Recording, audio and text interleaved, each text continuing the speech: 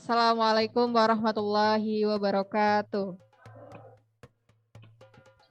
Waalaikumsalam warahmatullahi wabarakatuh. Innalhamdalillah nahmaduhu wa nasta'inuhu wa nastaghfiruh wa na'udzubillahi min sururi anfusina wa min sayyiati a'malina may yahdihillahu fala mudhillalah wa may yudlilhu fala hadiyalah. Asyhadu an la ilaha illallah wa asyhadu anna Muhammadan abduhu wa rasuluh la nabiyya wa la rasula ba'da.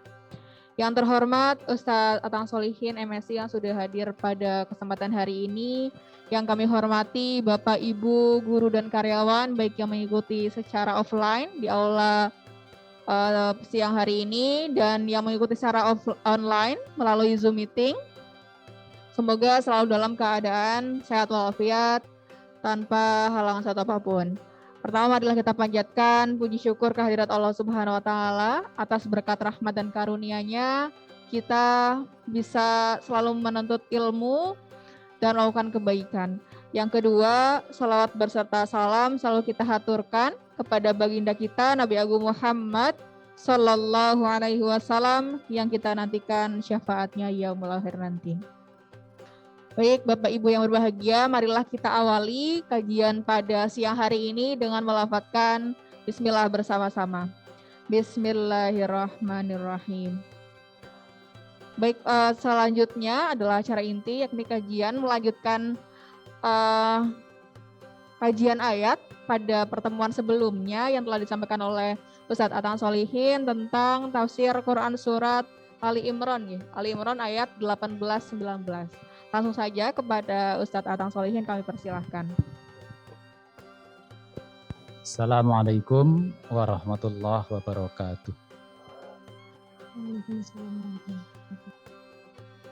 Alhamdulillahilladzi anzalal qur'ana hudan linnasi wa bayyinatin minal huda wal furqan.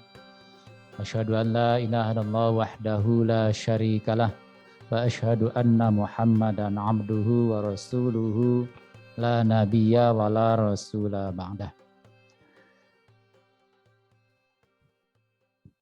Bapak dan Ibu yang dirahmati Allah Subhanahu wa taala, alhamdulillah kita masih diberikan kenikmatan oleh Allah, nikmat sehat, nikmat iman, nikmat Islam, sehingga kita masih bisa melaksanakan ibadah syam.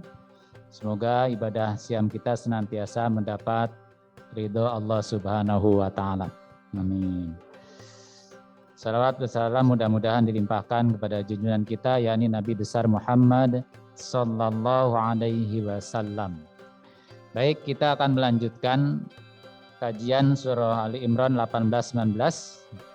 Kemarin sudah sampai satu ayat ya.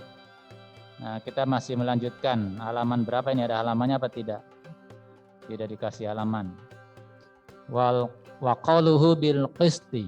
Nah, dan firmannya al qist ai bil adli fil i'tiqadi. Al qistu itu artinya al adlu fil i'tiqad. Adil dalam keyakinan. Jadi maksudnya tidak berlebih-lebihan. Mungkin kalau kita keyakinan terhadap Allah, kita tidak akan berlebih-lebihan ya. Tetapi ketika beriman kepada Rasulullah, Nabi misalkan, itu bisa dia berlebih-lebihan. Contoh seperti agama Nasrani yang awalnya beriman kepada Nabi Isa alaihissalam sebagai nabi, terus lama-lama dianggap sebagai Tuhan, yang kemudian melahirkan konsep at-taslis. At-taslis itu artinya trinitas. Jadi 3 tapi 1, 1 tapi 3. Ada seorang profesor orientalis yang menyatakan bahwa konsep ideologi yang paling rumit itu ya at-taslis, trinitas. 1 tapi 3, 3 tapi 1. Kalau pendekatan matematiknya ini nggak ada, itu nggak ketemu. 3 sama dengan 1, 1 sama dengan 3. Terus dia bilang, ya saya meskipun begitu, tapi saya tetap percaya. Jadi ya karena sudah saking rumitnya itu, mumetnya terus jadi percaya. Jadi dalam akidah pun kita tidak boleh berlebih-lebihan. Jadi al-adlu fil i'tiqad, adil dalam keyakinan. Fatauhid huwal wastu baina ingkaril ilahi wa wasyirku bihi. Tauhid itu adalah pertengahan antara orang yang mengingkari Tuhan dan menyekutukan Tuhan. Jadi kalau kita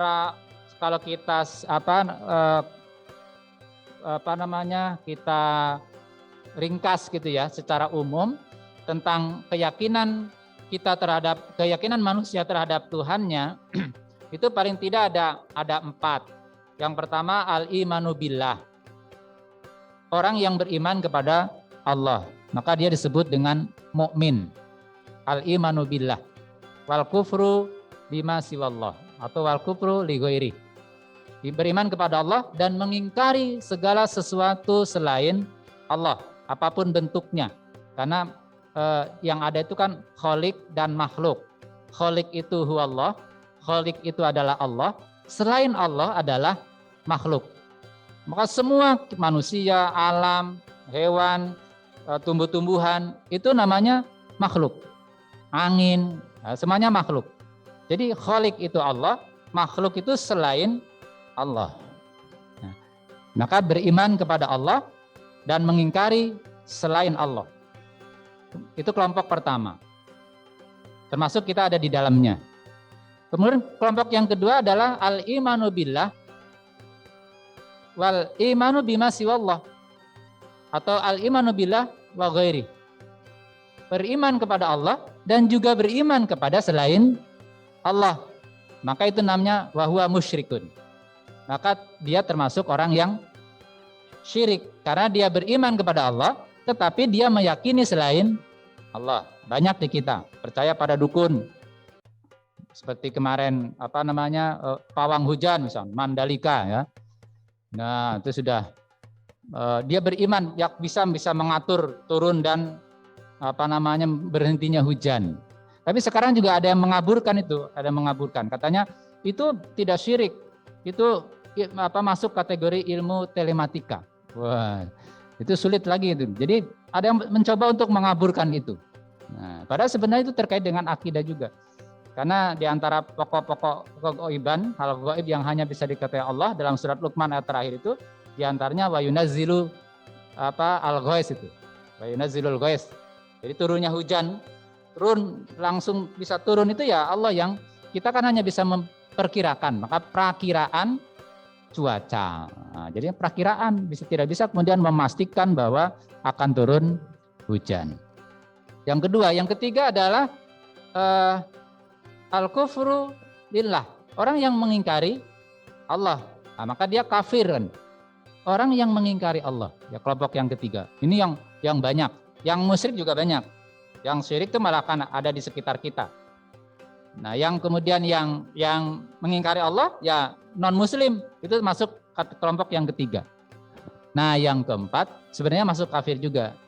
Yang ilhad, mulhid. Jadi orang ateis. Orang yang tidak percaya Tuhan, adanya Tuhan. Nah, itulah akidah kalau keyakinan manusia dikelompokkan itu paling tidak menjadi 4 kelompok itu di dunia ini.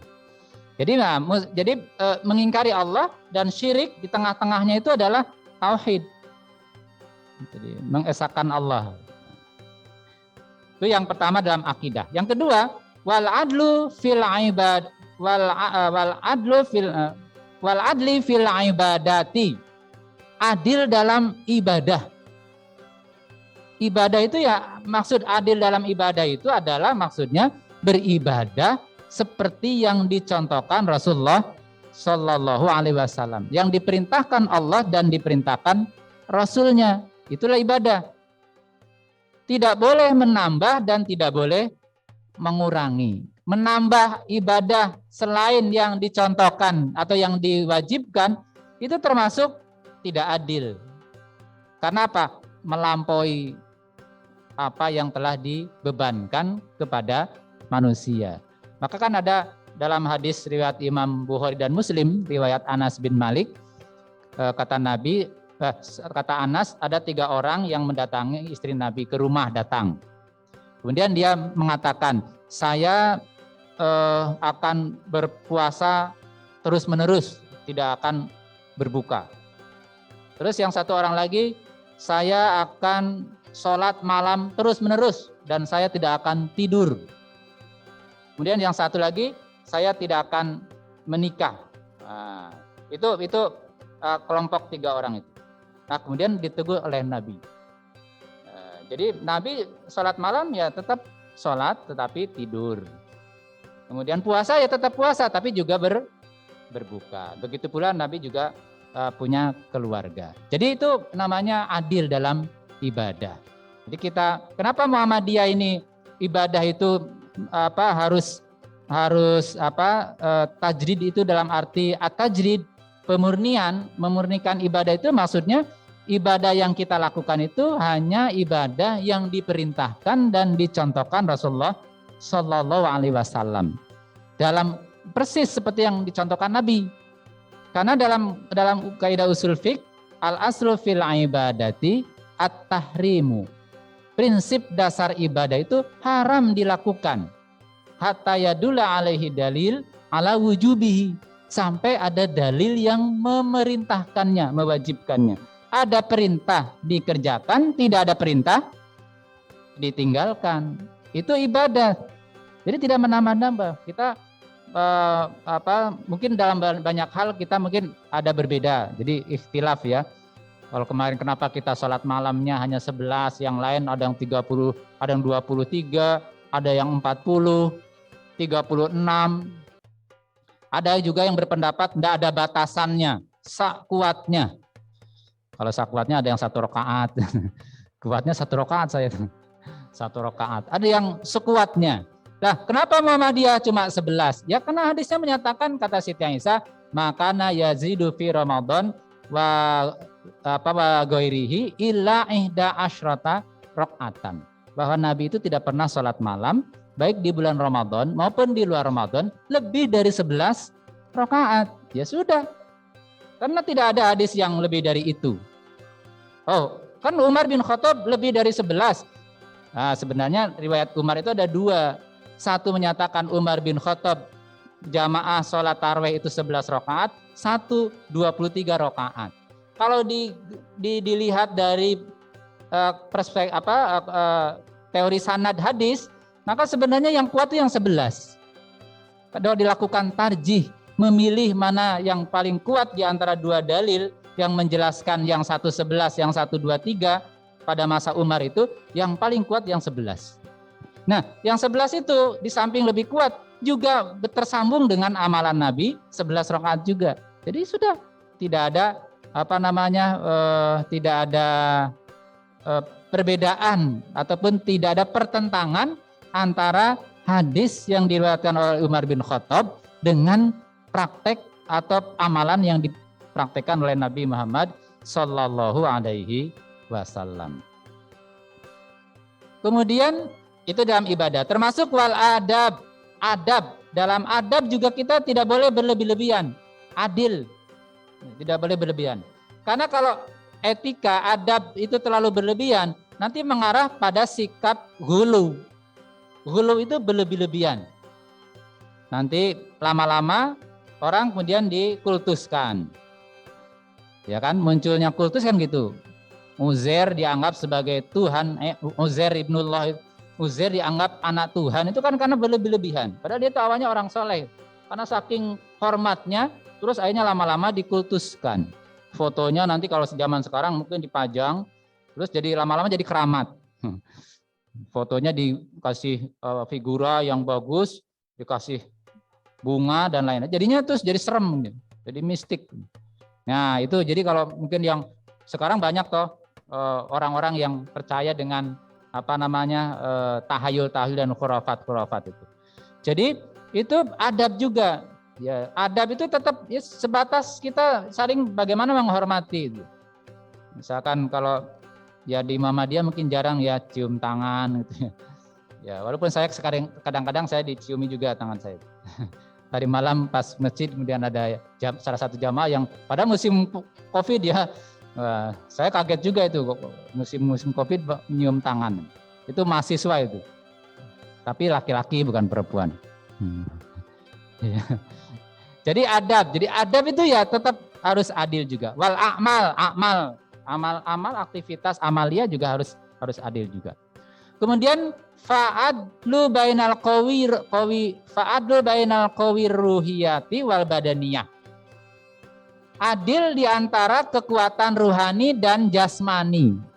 Nah, jadi seimbang. Karena manusia itu kan ada dua unsur ruhania, yang kedua unsur jasmania.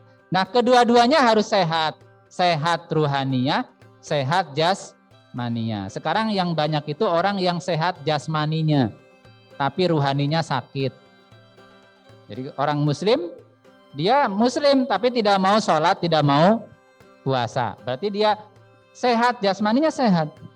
Tetapi sesungguhnya ruhaninya sakit. Kenapa? Karena dia tidak mau beribadah. Nah, jadi ini harus seimbang, ruhiyah dan jasmani atau badaniyah. Fa'amaro bisyukrihi fi sholati. Allah memerintahkan untuk bersyukur dalam sholat. Wa ghairiha, dan juga di luar sholat. Untuk apa? Jadi setiap kita mendapatkan kenikmatan, maka diperintahkan kita untuk bersyukur. Untuk apa fungsi bersyukur itu? Litarqiyatir ruhi wa tazkiyatin nafsi. Untuk menumbuhkan ruhiyah kita supaya lebih kualitas, wa tazkiyatin nafsi, dan juga untuk mensucikan jiwa. Kalau kita dapat rezeki, kemudian kita bersyukur, alhamdulillah. Berarti otak dan hati kita itu masih terhubung dengan Allah. Itu menunjukkan bahwa kita itu sadar. Tapi kalau sama sekali sudah tidak ada, nggak pernah bersyukur, berarti memang otak dan hati kita itu tidak nyambung dengan Sang Pencipta. Jadi begitu mendapatkan kebahagiaan langsung alhamdulillah, itu berarti sadar, itu nyambung. Spiritualitasnya itu sehat. Nah, itu kalau orang sama dengan kalau kita mendapatkan musibah. Ya, ketika kita mendapatkan musibah, kemudian kita mengucap innalillahi atau kemudian kita bermunajat pada Allah, itu juga bagian dari indikator bahwa kita memang ruhiyah kita itu sehat. Gitu. Ya, jadi masih nyambung dengan Allah. Kemudian wa aba katsiran minat thayyibati li hifdzil badani wa tarbiyatihi. Allah membolehkan kita untuk memakan makanan yang baik, li hifdzil badani wa tarbiyatihi, untuk memelihara badan jasmani fisik kita, termasuk untuk menumbuhkan fisik kita. Jadi Allah membolehkan selama tidak ada larangan, ya boleh kita mengkonsumsi apapun. Kalau makanan kan tidak banyak diatur dalam Quran. Ya, kalau diatur terlalu banyak, tebal nanti. Jadi daftar Quran menjadi daftar makanan nanti. Jadi buah-buahan silakan aja selama tidak ada larangan. Jadi karena saking banyaknya, maka yang disebutkan dalam Quran hadis itu hanya yang dilarang saja. Bangkai, daging babi, kemudian apa lagi? Darah, terus apa lagi? Menyembelih tanpa menyebut nama Allah, karena ujungnya kan jadi bangkai juga. Nah, selain itu, ya, kemudian nanti Nabi menambah hadis, dalam hadis hewan buas yang bergigi taring, berkuku tajam. Selain yang disebut Quran hadis itu halal. Ya, nanti ulama berbeda pendapat. Oh, ini karena jijik, ini karena itu, nanti muncul khilafiyah nanti. Oh, ada yang menyatakan bekicot itu halal, ada yang menyatakan haram. Ya karena ada yang haram karena tidak suka. Kenapa haram? Karena saya tidak suka. Oh, kalau asal suka dan tidak suka jadi masalah. Nanti orang tidak suka karena kolesterol, nggak suka daging kambing. Nah, itu jadi haram daging kambingnya. Ya bagi dia nggak boleh, nggak apa-apa. Tapi bukan berarti zatnya haram. Itu karena secara burhani itu kalau dia makan bisa merusak badan dia. Bagi dia nggak apa-apa, terlarang. Tapi bagi orang lain tidak terlarang. Jadi zatnya tidak haram, tetap halal. Kemudian wanaha anil ghuluwi fiddin. Dan Allah melarang sikap ghulu dalam agama. Tadi ghulu itu berlebihan dalam beragama. Nah, jadi sekarang yang banyak misalkan orang yang di tempat saya itu sedang sulit kuburan. Jadi kuburan itu penuh karena dikijing semua, ditembok semua. Sampai akhirnya mau membeli tanah untuk urunan untuk beli kuburan. Tapi udah dari sekarang sudah diwanti-wanti. Pokoknya kalau kita beli kuburan harus ada perjanjian, tidak boleh dikijing. Penuh itu udah nggak bisa dia meninggal itu sudah nggak bisa dikuburkan di situ di kampung. Karena semua ingin berlomba-lomba untuk menembok kuburannya. Itu kan juga sikat ghulu. Karena saking sayang sama saudaranya, orang tuanya yang meninggal dunia, terus dia kuburannya dia bangun. Akhirnya kan menuhi. Nah, ya kita nggak usah jauh-jauh lah, pergi aja ke Pakuncen itu. Itu berapa luasnya kan berapa ribu meter itu kan. Sekarang kan udah penuh sekarang. Mungkin lama-lama orang Sernatan atau Prajan meninggal, kuburnya nanti di Gunung Kidul. Karena sudah penuh tempatnya. Padahal di Arab sana kan tidak kuburan baki itu ya gitu aja toh. Karena tidak ditembok. Bahkan di tempat saya itu ada kuburannya londo. Itu ya malah yang kasih atap, dikasih yup-yupan malah kuburan londonya itu. Titiannya itu sudah nggak ada yang paham. Ya udah nggak ada keluarganya. Udah mungkin sudah nggak ada yang ingat itu. Tapi ya tetap masih ada sampai sekarang. Dan tidak ada yang berani bongkar. Sebenarnya kalau boleh ada yang bongkar, saya bongkar itu. Cuma masalahnya kan tadi itu di masyarakat masih sulit. Jadi karena saking sayangnya itu akhirnya mereka berlebih-lebihan dalam mensikapi itu. Saking sayangnya tadi. Ada bagi kita konsep kita kan cukup mendoakan aja. Rabbi firli wali walidayya warhamhuma kama rabbayani shaghira. Itu sudah selesai sebenarnya. Bahkan kita bisa ziarah ya ziarah, tidak bisa cukup berdoa saja dari kejauhan. Tapi jangan sampai kita berziarah kemana-mana tapi orang tuanya tidak diziarahi. Ziarah ke Madura, ziarah ke Wali Songo, ke Bandung, ke Cirebon, kemana-mana, wali muridnya nggak diziarahi. Ya, itu juga salah juga. Jadi Wali Songo diziarahi, wali muridnya tidak diziarahi. Harusnya kan minimal wali kelas ya yang diziarahi itu. Kalau tidak wali songonya. Ya itu kadang-kadang gitu wali muridnya nggak diziarahi. Kalau dikumpulkan dana untuk ziarah kemana-mana itu bisa untuk umroh loh itu. Cuma terus orang kayak nggak sadar itu. Kemudian wal israfi fi hubbid dunya. Ya, kalau dalam agama itu istilahnya ghulu. Al-ghulu fid din, kalau dalam dunia itu israf. Kita makan berlebih-lebihan itu namanya israf. Berpakaian berlebih-lebihan israf.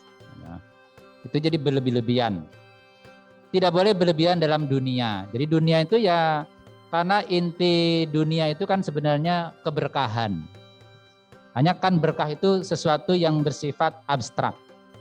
Jadi sulit untuk ini berkah atau tidak. Yang merasakan ya kita itu. Jadi konsep berkah. Ya, jadi bukan sebenarnya itu kan parameter kuantitas itu kan ukurannya ukuran matematis. Tetapi sebenarnya yang paling kualitas harta itu dinilai dari sejauh mana keberkahan. Bisa jadi gajinya besar tapi tidak berkah, habis terus. Tapi ada yang gajinya kecil tapi terlihat gitu loh. Terasa cukup gitu ya. Terasa cukup. Jadi kalau dihitung-hitung memang enggak. Kalau dihitung-hitung dengan kebutuhan kita ya memang enggak akan pernah cukup. Karena kita itu selalu bertambah kebutuhannya. Sudah punya motor, pengen punya motor 2. Motor 1 pengen 2, 3, nanti naik mobil naik pengen bis. Bis naik kereta api, terus meningkat itu. Manusia itu enggak akan pernah habis. Jadi dunia ini cukup untuk memenuhi kebutuhan umat manusia di dunia. Kata siapa itu Ali Buto apa siapa? Tetapi tidak akan pernah cukup untuk memenuhi keinginan satu orang pun. Kalau keinginan itu memang nggak pernah habis. Ya, dunia itu nggak cukup untuk memenuhi keinginan manusia. Tapi sebenarnya cukup untuk memenuhi kebutuhan manusia di dunia ini. Nah, jadi ya tergantung pada tadi. Jadi ada yang harus kita ingat di rezeki kita itu, konsep dunia itu adalah konsep keberkahan. Itu yang harus kita cari justru sebenarnya, konsep keberkahan. Meskipun kuantitas penting, tetapi yang lebih penting adalah keberkahan. Wabil adli fil ahkami, juga adil dalam hukum. Nah, tentu saja sekarang ini sudah paham semua lah. Jadi innallaha ya'muru bil adli wal ihsan, ayatnya wa idza hakamtum bainan nas antahkumu bil adl. Nah, jadi kalau menghukumi manusia itu ya tentu saja harus secara adil. Kama ja'ala sunanal khaliqati qaimatan ala asasil adli. Sebagaimana Allah menjadikan sunnah pada penciptaannya itu qaimatan ala asasil adli. Didasarkan, ditegakkan pada keadilan, keseimbangan. Ada laki-laki, ada manusia, laki-laki, perempuan. Kita tidak bisa bayangkan kalau manusia itu semuanya perempuan semua. Atau laki-laki semua. Iya, tapi justru ada laki-laki perempuan itu menunjukkan keadilan Allah. Ada keseimbangan, ada tawazun, keseimbangan. Jadi semua itu seimbang. Langit juga diciptakan Allah kan seimbang tuh, tidak ada tiang-tiangnya. Kita tidak melihat tiang-tiang yang kemudian menopang langit-langit. Jadi dia bisa berdiri. Itu juga karena sunnatullah, berdasarkan keadilan. Faman nazara fi hadis sunan wa nazamiha ad-daqiqati tajallalahu adlullah fiha ala atamma yakun wa adahu. Barang siapa yang memikirkan fi hadis sunan, dalam sunnah Allah, sunnatullah di alam, dan juga keteraturannya yang secara mendalam, ad-daqiqah, secara mendalam, tajalla, pasti akan tampak adlullah, keadilan Allah. Jadi kalau kita memikirkan alam ini, terus dihubungkan dengan keadilan Allah, pasti akan menemukan keadilan Allah dalam penciptaannya. Tapi memang harus dipikirkan betul, faman nazar fi hadis sunani wa nadhamiha daqiqah tajallalahu adlullah. Pasti akan menemukan keadilan Allah di alam. Tapi dengan nazar dipikirkan betul, tidak sekedar lihat selesai. Itu butuh pemikiran. Faqiyamuhu ta'ala bil qisti fi kulli hadza, Allah menegakkan tegaknya keadilan Allah dalam sunnahnya itu burhanun, merupakan bukti ala sidqi syahadatihi ta'ala, bukti kebenaran persaksian Allah, pengakuan Allah. Jadi keadilan di alam ini menunjukkan bukti kebenaran pengakuan Allah, bahwa Allah itu satu-satunya sang pencipta di alam ini. Tidak ada pencipta selain Allah. Fa inna wahdatan nizami, karena kesatuan keteraturan fi hadal alam, di alam ini tadulu menunjukkan ala wahdati wadihi. Keteraturan yang terjadi di alam ini menunjukkan adanya satu pencipta. Karena kalau banyak pencipta mungkin bisa rame kan. Karena belum diciptakan mesti terjadi perbedaan pendapat dulu kan. Yang satu pengen ciptakan bumi itu lonjong. Yang satu segitiga. Yang satu bulat. Wah, mungkin diskusinya panjang. Tapi karena pencipta itu hanya satu, ya sudah terserah Allah. Langsung Allah, apa yang Allah inginkan kemudian direalisasikan. Kemudian summa akada kaunahu munfaridan bil uluhiyati wa qaiman bil adli. Allah menguatkan bahwa Allah itu satu-satunya pencipta, satu-satunya Tuhan, dan menegakkan secara adil dengan kalimat la ilaha illahu. Tidak ada ilah, tidak ada Tuhan illahu. Ini ada la nafi, kemudian ada ilah pengecualian. Jadi pembatasan, ada adatul hasr, membatasi. Tidak ada Tuhan dalam bentuk apapun illahu, kecuali Allah. semata. Al-Azizu yang maha gagah, Al-Hakimu maha bijaksana. Fa innal izzata, kegagahan, kekuasaan Allah itu isyaratun menunjukkan ila kamalil qudrati, kesempurnaan kemampuan Allah, kekuatan Allah, kekuasaan Allah. Jadi itu menunjukkan kekuasaan Allah. Wal hikmatu, hakim, kebijaksanaan Allah itu imaun, mengisyaratkan ila kamalil ilmi, kesempurnaan pengetahuan Allah. Karena Allah itu sempurna pengetahuannya, makanya Allah itu bijak. Semakin orang itu pengetahuannya luas, semakin bijak. Kalau kadang-kadang kan di kalangan para ulama imam mazhab, mazhabul arba'ah misalkan, mazhab 4, Imam Hanafi, Maliki, Syafi'i dan Hambali. Mereka tidak pernah bertengkar meskipun berbeda pendapat. Karena apa? Mereka itu tingkat keilmuannya sangat luas. Yang bertengkar kan yang di bawah-bawahnya. Iya kan? Mereka biasa saling berimam dan bermakmum, berguru bahkan. Imam Syafi'i berguru pada Imam Malik. Imam Ahmad berguru pada Imam Syafi'i. Itu biasa mereka. Imam Muslim berguru pada Imam Bukhari. Mereka juga berbeda, tetapi tidak pernah kemudian saling menyalahkan. Karena apa? Keluasan pengetahuan. Jadi semakin luas pengetahuan kita, semakin bijak. Nah, jadi intinya kebijakan itu dipengaruhi oleh sejauh mana tingkat pengetahuan kita masing-masing. Wal qudratu, kekuatan itu, kemahakuasaan itu, la tatimu illa bit tafarrudi wal istiqlal. Tidak seakan sempurna kecuali kalau dia sendirian. Wal istiqlal, dan ada kebebasan, kemerdekaan. Jadi Allah itu kan bebas mau melakukan apapun tanpa harus izin siapapun. Beda dengan kita kan, kita tidak sepenuhnya bebas. Tapi kalau Allah memiliki istiqlal, kemerdekaan, kebebasan untuk melakukan apapun secara sendiri. Nah, karena sendirian itu makanya bebas.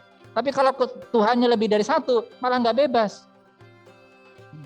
Jadi malah mau apa-apa nanti ada musyawarah dulu, lama lagi. Mau nurunkan hujan, ada debat dulu. Akhirnya nggak jadi turun hujannya. Nah, karena sendirian ya terserah Allah. Wal adalatu, keadilan, la takmulu illa bil i'tilai alal masalihi wal ahwali.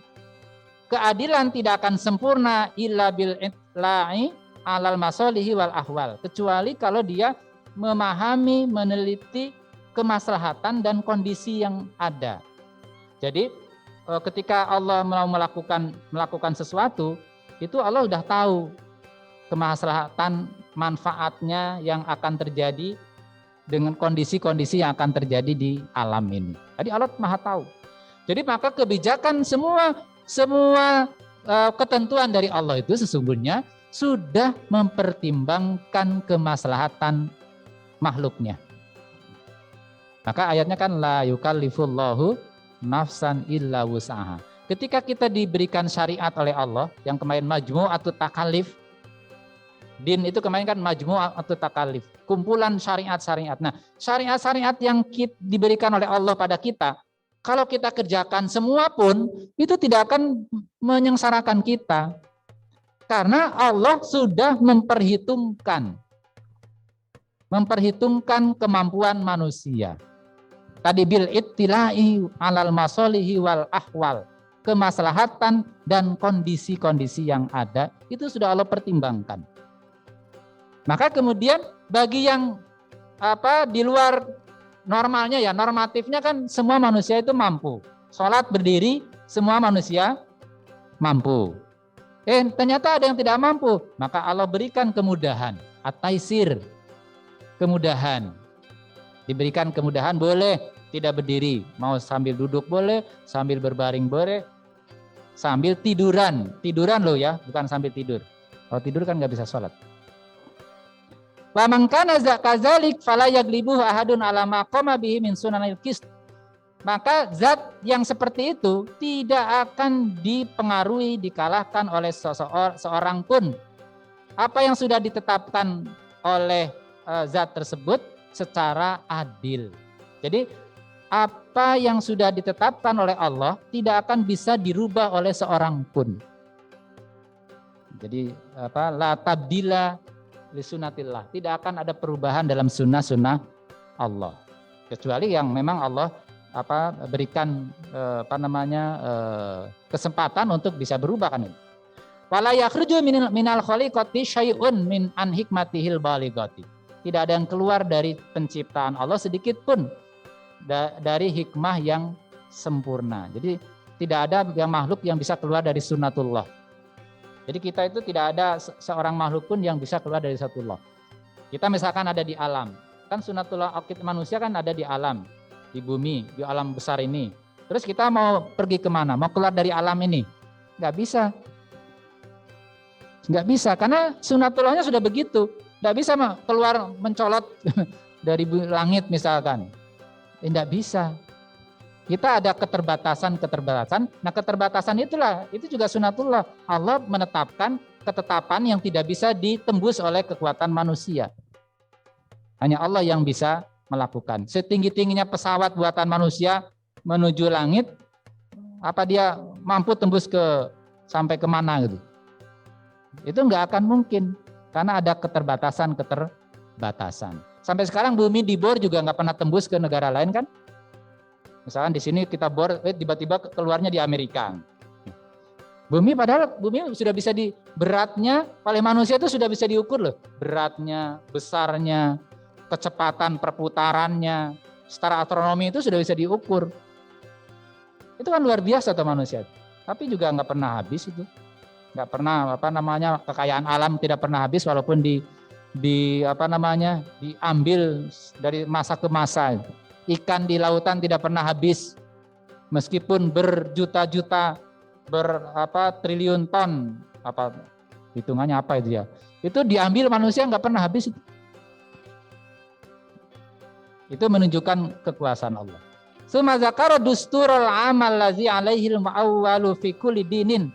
Kemudian Allah menyebutkan undang-undang secara umum yang dijadikan sandaran dalam setiap agama. Apa dengan kalimat inna dina indallahil Islam. Kata Allah, inna jami'al milali wa syara'i'a sesungguhnya semua agama dan syariat-syariat allati jabihal anbiya'u yang dibawa oleh para nabi ruhuha. Adapun ruhnya itu ya al-Islamu Islam. Agama yang dibawa para nabi sejak Nabi Adam sampai Nabi Muhammad intinya adalah Islam. Al-Islamu Islam. Penyerahan diri. Wal inqiyadu ketaatan. Wal khudu dan ketundukan. Jadi inti dari agama-agama yang dibawa oleh para nabi itu al-Islamu wal inqiyadu wal khudu'u. Islam berserah diri, inqiyad taat, tunduk, wal khudu juga tunduk, hampir sama sebenarnya. Ketaatan dan ketundukan. Jadi semua sama. Jadi baik dari Nabi Adam, ini ada beberapa ayat yang saya kutip, itu sebenarnya dari putusan Tarji. Ini ada tiga ayat, ini tentang Nabi Nuh. Nabi Nuh berkata, fa in tawallaitum fama sa'altukum min ajrin in ajriya illa 'ala Allah wa umirtu an akuna minal muslimin. Nah, kata muslimin, ini Nabi Nuh. Nabi Ibrahim juga sama. Wa wassa biha Ibrahimu banihi wa Yaqub ya baniya innallaha astafa lakumud dina fala tamutunna illa wa antum muslimun. Muslim juga.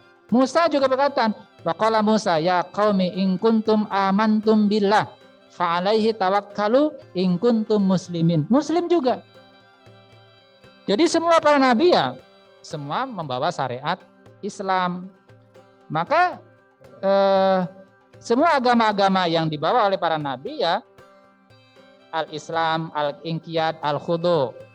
Nah, meskipun wa ini ikhtalafat, walaupun berbeda fi ba'di takalif waswaril a'mal, meskipun berbeda dalam tingkat kewajibannya, termasuk juga bentuk pengamalannya.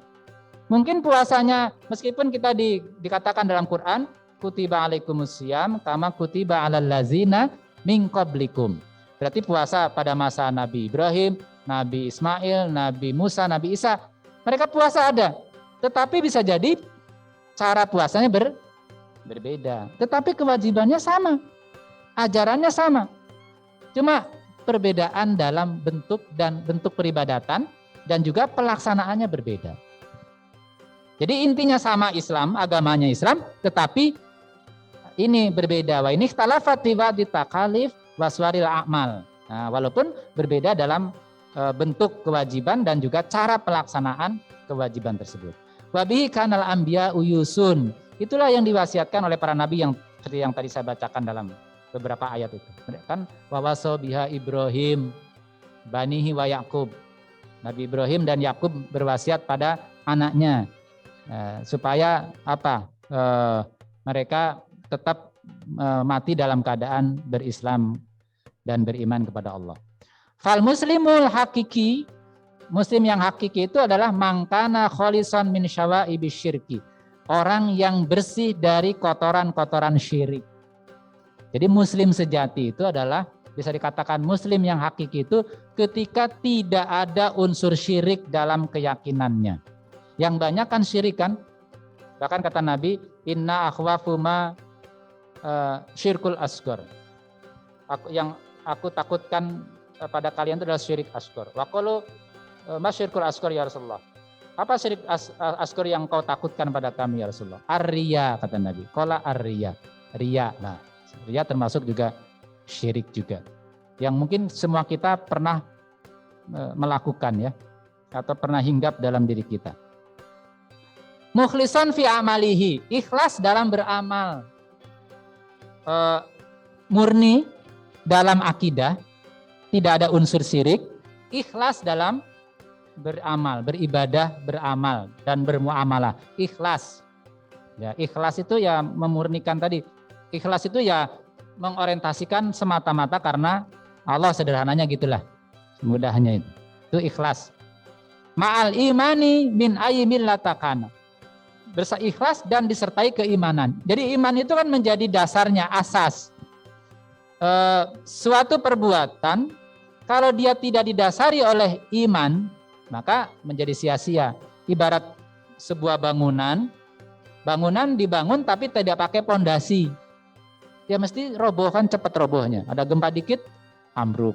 Nah sama amal perbuatan yang tidak didasari keimanan, itu pun tidak akan ada nilainya. Kropos gitu ya, nggak kuat. Di dalam agama manapun, fi ayyi zamanin wajada, di zaman apapun. Nah, jadi tidak ada nilainya. Wa hadza huwal muradu biqouli azasmuhu. Inilah yang dimaksud dengan firman Allah, wa may yabtaghi ghairal islami dinan fala yuqbala min. Barang siapa yang tidak mencari selain agama Islam, barang siapa yang mencari selain agama Islam, maka dia tidak akan diterima. Jadi hanya Islam saja yang diterima oleh Allah. Zaka'an Allah syara'ad din li amrain. Allah mensyariatkan agama itu kan karena dua perkara. Pertama, kenapa kita harus beragama? Yang pertama, tasfiyatul arwahi, untuk membersihkan ruhani kita. Wa takhlisul uquli, untuk menjernihkan akal kita supaya akalnya tidak kotor. Kalau akalnya kotor, mesti dia merusak. Kalau jadi pejabat, ya nanti korupsi kan gitu toh. Nah, karena akalnya kecerdasannya dipakai untuk hal-hal buruk. Merjai orang, mencelakakan orang. Nah, itu dengan akalnya. Karena akalnya jahat. Padahal akal itu kan itu merupakan fasilitas yang menjadikan manusia itu sempurna sebagai makhluk. Makhluk yang sempurna dibanding makhluk-makhluk yang lain maksudnya. Min syawaibil i'tiqadi, dari kotoran-kotoran akidah. Seperti sekarang itu kan banyak sekali. Yang tadi saya katakan itu pawang hujan dikatakan itu sekarang enggak syirik, itu ilmu pengetahuan. Nah, gimana ilmu pengetahuannya? Cuma teng mungkul lonceng terus itu kan dari sisi nalarnya terus apa yang enggak ilmiah? Kalau dia ilmu itu ilmiah kan bisa dibuktikan, siapapun bisa membuktikannya. Ilmu itu ada yang ilmiah dan tidak ilmiah. Ilmiah itu yang ilmu-ilmu yang bisa siapapun bisa membuktikan. Tapi kalau yang tidak ilmiah itu seperti sihir, kan tidak semua orang bisa membuktikan. Dan memang tidak bisa dibuktikan. Maka orang dulu banyak konon kena santet dulu di Banyuwangi tahun berapa itu kan? Banyak isunya banyak yang disantet. Tapi kan sulit itu dimasukkan di dakwa, kan susah itu. Kecuali kalau hakimnya tukang sihir, pengacaranya tukang sihir, terus jaksanya tukang sihir semua. Kayak siapa tuh? Film Harry Potter. Nah, itu bisa itu penyihir itu bisa masuk penjara itu. Tapi kalau tidak kalau sekarang kan di pengadilan pembuktiannya pembuktian secara fisik. Berdasarkan dokumen, data, itu tidak bisa seperti itu. Apa bisalah totil ghaibiyatin lil mahfuqati biha tastati'u tasarrufa fil kainati litasallumi minal khudu'i wal ubudiyati liman hum min amsaliha. Dari keyakinan tentang hal-hal gaib yang bisa menguasai makhluk, mengatur urusan makhluk, yang mampu mengatur alam. Ini hal-hal yang mistik. Jadi hal-hal mistik seperti perdukunan bisa mendapatkan jabatan yang diperoleh lewat dukun. Itu kan berarti hal gaib tadi itu, sesuatu yang mistik bisa mempengaruhi alam ini. Termasuk tadi bisa naik jabatan setelah datang ke dukun terus dia dapat jabatan. Atau cari jodoh pakai dukun. Padahal sekarang kan udah banyak biro, kalau biro jodoh bukan dukun. Itu cuma mempertemukan saja. Ya, tujuannya untuk tadi beribadah sebagainya. Yang kedua, islahul qulubi, menjernihkan hati bihasanil amali, dengan amal yang baik. Wa ikhlasin niyati, dan niat yang ikhlas lillahi walinnas, karena Allah dan juga untuk membantu manusia. Jadi agama ini untuk membersihkan hati supaya akalnya ruhiyahnya bersih, jernih, akalnya juga bersih, kemudian hatinya juga bersih. Nah, kalau ruhnya sudah spiritualnya kuat, akalnya bersih, hatinya juga bersih, nah berarti itu ideal. Itulah orang yang tadi mukmin sejati tadi. Bersih semuanya ini. Tidak dikotori oleh kotoran-kotoran akidah, spiritualnya tidak kotori akidah, akal tidak dikotori dengan perilaku-perilaku jahat, pikiran-pikiran jahat, hatinya tidak terpikir dipengaruhi oleh pikiran-pikiran yang jahat. Nah, jadi bersih semua. Itulah orang yang hidup dimanapun dia pasti akan disenangi oleh orang lain. Saya lewati ada pernyataan Ali bin Abi Thalib karena waktu sudah jam 1 ya. Ada pernyataan Ali bin Abi Thalib yang agak bagus. Saya lihat tadi itu. Oh ini. Wa khotaba Aliyun karamallahu wajhahu qala. Ali berkata, Al-Islamu huwa taslim. Islam itu at-taslim, penyerahan diri. Taslim. Wa taslimu, dan taslim itu, penyerahan diri itu huwal yakin, adalah keyakinan. Orang tidak mungkin dia bisa menyerahkan diri kalau dia tidak yakin. Orang tua menyekolahkan anak ke Malimat karena yakin. Kalau tidak yakin dia pasti tidak menyekolahkan di sini. Ada keyakinan. Wal yakinu huwa tasdik. Yakin itu adalah tasdik, membenarkan. Nah, jadi keyakinan terus ada tasdik. Wa tasdiku huwal ikrar. Membenarkan itu adalah pengakuan, ikrar, pernyataan. Wal ikraru huwal ada'u. Ikrar, pernyataan itu adalah melaksanakan, pelaksanaan. Wal ada'u huwal amal. Dan pelaksanaan itu yang dimaksud pelaksanaan adalah amal, pengamalan. Nah, ini pernyataan Ali bin Abi Thalib. Jadi Islam itu huwa taslim, at-taslim huwal yakin, al-yakin huwa tasdiq, at-tasdiq huwal ikrar, al-ikrar huwal ada, wal ada huwal amal. Nah, ini cara kita berislam.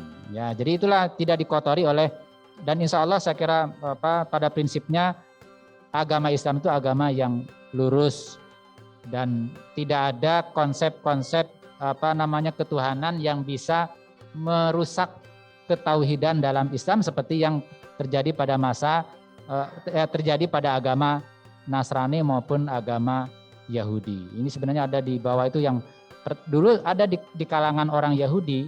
Ini ada di ini wa tarikh syahidun bi anal muluk wal akhbar humul ladzina ja'alul dinal masihi mazahibu yang kudu ba'duha ba'don. Nah, di kalangan agama Masehi yang kemudian muncul sekte-sekte itu dulu ada yang namanya Arius, ada seorang pendeta Arius namanya. Itu yang dia meyakini bahwa Nabi Isa itu bukan Tuhan. Nah ini, jadi dia meyakini, walaupun akhirnya kemudian pendeta ini terus dibunuh, dihukum bunuh. Waqad hakama alaihimul majma'ul ladzi allafahul malakul Konstantin. Pada masa Konstantinopel, kemudian Arius ini dibunuh oleh raja pada saat itu Romawi ya. Kemudian pada masa ini Wahakamat Theodosius yang kedua kemudian terus menghancurkan semua buku-buku, kemudian pengikut-pengikut Arius ini supaya tidak menyebar yang bahwa Nabi Isa itu bukan Tuhan tetapi Nabi. Jadi di kalangan pada masa itu masih ada orang-orang yang menyatakan Nabi Isa itu bukan Tuhan, tetapi adalah utusan Allah. Tapi kemudian dibunuh oleh pemerintahan Romawi, sehingga kemudian yang berkembang sekarang ya at-taslis. Maka wabakiyat mazahibut taslis. Yang ada sekarang ya madzhabut taslis, yaitu ideologi Trinitas. Karena yang selain itu dibunuh semua, tidak ada lagi kemudian orang Nasrani yang meyakini bahwa Nabi Isa itu bukan Tuhan. Baik, saya kira itu saja yang bisa sampaikan karena sudah jam 13:14 menit. Walaupun tidak selesai, nanti silakan diselesaikan di rumah masing-masing selama Ramadan. Tadarus sendiri, tadarus tafsir ya. Baik, mudah-mudahan memberikan pengetahuan terkait dengan masalah akidah yang dijelaskan oleh Allah dalam Quran surah Ali Imran 18-19. Billahi hidayah wa taufik. Wassalamualaikum warahmatullahi wabarakatuh. Warahmatullahi wabarakatuh. Kami ucapkan terima kasih kepada Abi Hatang yang telah memberikan pencerahan untuk kita. Mungkin ada yang ingin ditanya, Bapak Ibu? Tidak. Ini saya ada titipan pertanyaan, Abi. Kemarin kan kita kedatangan Ustadz Okrizal ke sini terkait dengan tadi Abi menyampaikan sholat tarawih itu 11 rakaat. Kalau dulu kan bacaannya mungkin bisa beberapa juz. Nah kalau sekarang ada yang 11 rakaat tapi kok bacanya pendek-pendek seperti itu. Mungkin Ustadz Okrizal menyampaikan mungkin kalau dulu lebih dari 11 itu bisa kuat, mungkin akan lebih dari itu, seperti itu. Mungkin hal-hal seperti itu perlu pelurusan seperti itu. Jadi begini, itu ketika menafsirkan dulu panjang kemudian jumlahnya 11, kalau pendek jumlahnya 23. Itu adalah penafsiran. Tidak ada satupun bunyi hadis yang menjelaskan kalau panjang itu 11, kalau pendek 23. Tidak ada. Jadi tidak ditemukan ada satu hadis yang menjelaskan bahwa Nabi pernah melaksanakan sholat malam 20 rakaat. Tapi hadisnya itu dhaifun jiddan. Bahkan ada yang menyatakan termasuk hadis maudhu. Hadis maudhu itu hadis hoax. Nah, maudhu tadi ya. Hadis palsu. Jadi hoax. Nah, kan palsu itu ya hoax. Jadi hadis tersahih tentang sholat malam ya Siti Aisyah tadi itu, makana yazidu fi Ramadan wala fi ghairihi an ihda asyraqta rakaatan atau min ihda asyraqta rakaatan. Tidak pernah Nabi sholat malam di bulan Ramadan maupun di luar Ramadan lebih dari 11 rakaat. Nabi membolehkan dilaksanakan di yaumil atama setelah sholat isya yang disebut dengan atama. Orang menyebut atama itu waktu setelah sholat isya sampai dengan waktu subuh. Semua 11 rakaat. Saya dulu pernah mungkin ya menampilkan sholat malam Nabi ya. Formasi Nabi dalam semua hadis-hadis yang menjelaskan tentang sholat malam Nabi itu ya hanya 11, tidak ada yang lebih dari 11. Oh, ini tentang Ramadan, tentang puasa. Ini contohkan tentang sholat ya. Ini menunjukkan sholat malamnya Nabi berdasarkan hadis-hadis yang sangat banyak. Saya judulnya itu formasi gitu ya.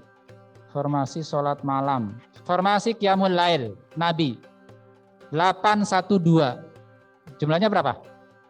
11. Ini hadisnya. 812. 8 dulu, 8 rakaat langsung 1 rakaat terus 2 rakaat. Yang kedua 821. Berapa? 11. Hadisnya riwayat Muslim. Terus 83. Berapa jumlahnya? 11. 92. 9 dulu 9 rakaat langsung tanpa tahiyat. Nanti tahiyat awalnya di ke-8.